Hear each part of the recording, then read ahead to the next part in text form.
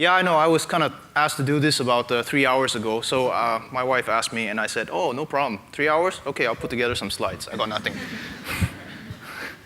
All right, so, oh dear.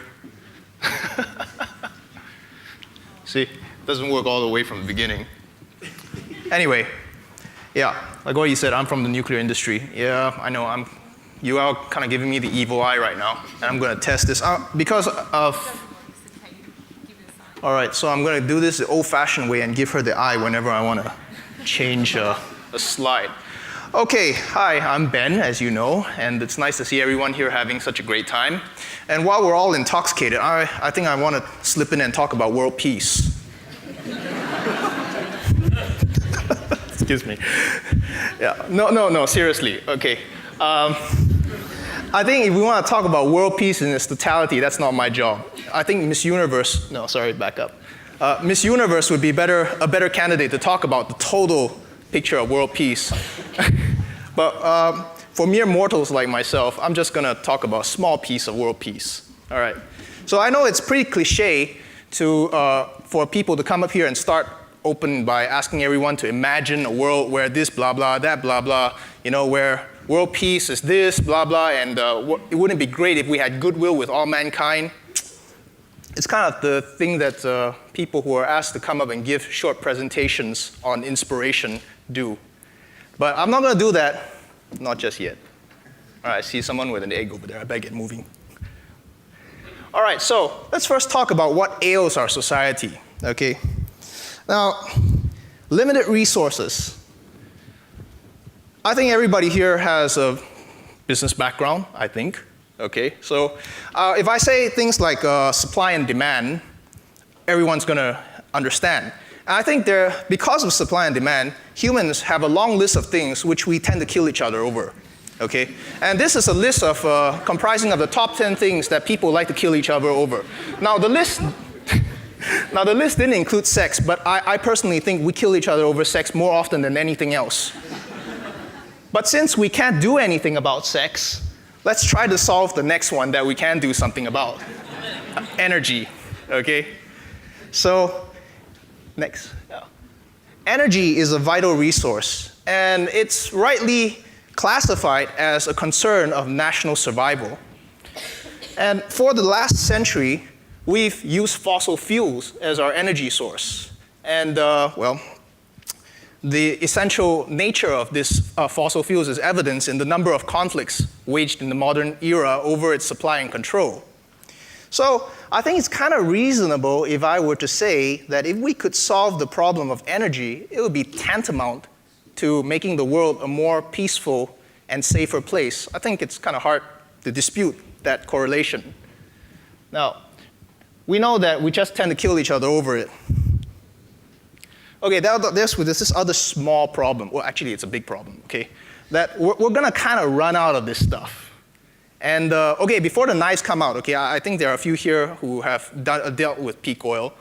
But it really isn't an argument about when it's going to happen. If it's going to happen. More of when it's going to happen. And if by the time we run out of it and we haven't figured out what's our next primary energy source, I think we're in pretty big trouble. Now, okay, alternate energy sources like wind and solar are really popular in the public's mind. But let's be realistic here. If anyone's here done the numbers, okay, we can see that realistically speaking, neither of them are capable of replacing fossil fuels as our primary energy source. The numbers are simply unassailable. I haven't actually seen a study yet that actually suggests that it were possible to replace fossil fuels with these, unless, of course, we pave the entire planet with solar cells. All right, so now this is the part where I'm going to ask you to do that imagination crap, okay? I like everybody now to just imagine, what if we had an energy source that was so abundant, so plentiful, that it was pretty much as common as dirt. And that if we were to use this energy source, electricity would become too cheap to meter. And that profit would be derived from generating electricity from its secondary products, like, for example, producing water or hydrogen. Now imagine what the world would look like if there were such an energy source. just take a moment. And now I'm going to guess as to what you saw when you imagined that. Next. Yeah, I think pretty much, right? Okay, I'm just kidding. Thanks. I'm just kidding. Sorry. Well, this is what I'm really talking about. I'm talking about nuclear energy. Oh, okay, here comes all the daggers. Isn't nuclear energy bad? Hang on a bit, Don't they make bombs with this stuff? Doesn't it blow up, Doesn't it make nuclear waste and all that stuff? Well, I think you're referring to this, right? Yeah. I kind of agree, no, actually I really do agree, that the nuclear technology that we are used to is pretty lousy in terms of engineering and efficiency. And that if we think of it in this manner, we may have made a pretty bad choice in terms of the type of nuclear energy we've chosen. Now, here's a little secret that I think, well, it's not really a secret. It's a little fact that less people know about. There are many ways to generate nuclear energy. And we just happen to have chosen the worst possible way to do it. Now, okay, don't write to me, okay? But I think I'm going to make a point here with that. Next. Now, back at the dawn of the nuclear era, they actually developed several kinds of nuclear reactors, okay? So for certain reasons, we decided to go with solid fuel reactors, which is pretty much all the nuclear reactors that is in existence today. But they also developed at the same time a liquid fuel reactor. Now, no one's heard of this. Now, when I first started working in this industry, or rather when I first started being interested in this industry, I never heard of liquid fuel reactors. What the hell is that? Now, what I discovered was that these two technologies were invented by the same man, Alvin Weinberg. And for a reason, he favored his liquid-fueled sun over his solid-fueled sun, okay, if I want to categorize it in that way. For a very good reason. Thanks. It has certain advantages over the solid fuel reactors. Now, I know this is kind of a handful, and you're probably thinking that I'm talking kind of funny stuff right now. When I say that the liquid fuel reactor is safer, more efficient, cleaner, it's proliferation resistant, and it uses a fuel that's cheap and abundant when you compare that to the solid fuel reactor. And not only that, it produces a couple of co-products that are pretty valuable. It's capable of desalinating water and producing hydrogen en masse at very economic rates. And it does a whole bunch of other stuff. And the invisible leprechaun, it's run by invisible leprechauns. Next.